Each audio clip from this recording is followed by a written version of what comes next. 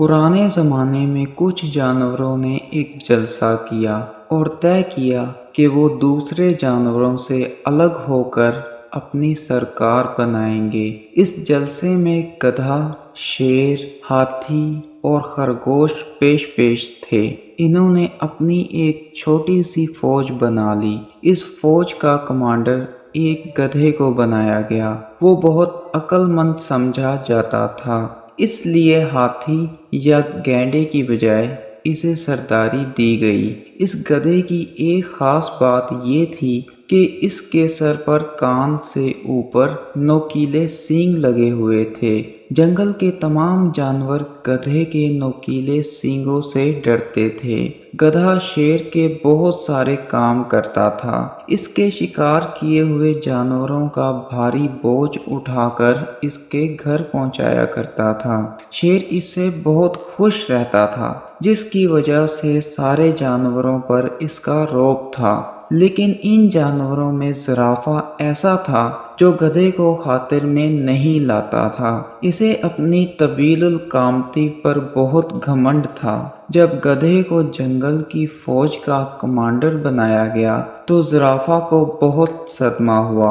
वो इससे और ज़्यादा खार खाने लगा। दूसरी तरफ गधा भी इससे नफरत करता था, लेकिन इसके लंबे कद की वजह से इससे दूर रहता था। दोनों की दुश्मनी खुलकर सामने नहीं आई थी, लेकिन खामोशी से एक दूसरे को नुकसान पहुंचाने के मंसूबे बनाते रहते। गधे की एक खसूसियत ये भी थी कि वो दूसरे जानवरों की निस्बत पढ़ा लिखा था। सुबह सवेरे जानवरों को परेड कराने के बाद इन्हें पढ़ाने बैठ जाता। जंगल में मुख्तलिफ इलाकों के जानवरों के दरमियान हर साल कुश्ती के मुकाबले होते थे।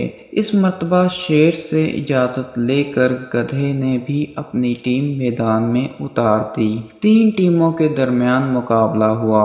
गधे की टीम दूसरे नंबर पर आ गई। गधा खुद अपनी टीम के साथ मैदान में उतरा। इसने इस तरह सींग चलाए और ऐसी दौलतियां झाड़ी कि सब परेशान हो गए। इसकी कामयाबी से शेर के दिल में इसकी अहमियत और बढ़ गई, लेकिन अब गधे के दिल में गरूर और तकब्बुर पैदा हो गया था। इसने बात बात पर जानवरों को सताना शुरू कर दिया।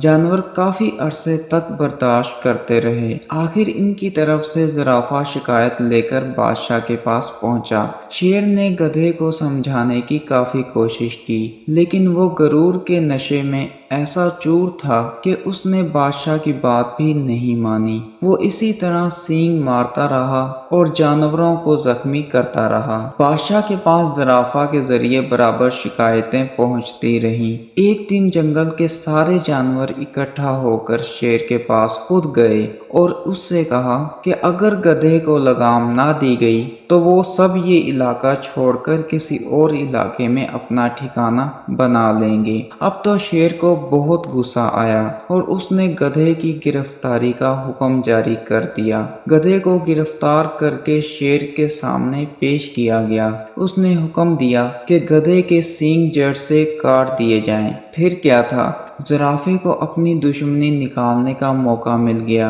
उसने अपनी लंबी लंबी टांगों से गधे को जकड़ लिया, जबकि लोमड़ी और रीछ समेत तमाम जानवरों ने इस पर हमला करके इसके सींगों को जड़ से उखाड़ दिया। गधा तकलीफ की शिद्दत से बेहोश हो गया।